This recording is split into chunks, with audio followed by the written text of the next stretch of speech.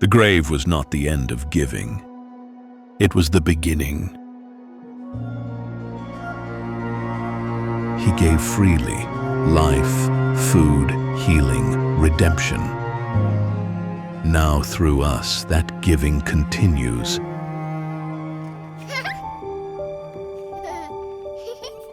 Because you give, a child is ready for school, with joy instead of worry. Because you give, a home once silenced by hunger now knows warmth and rest.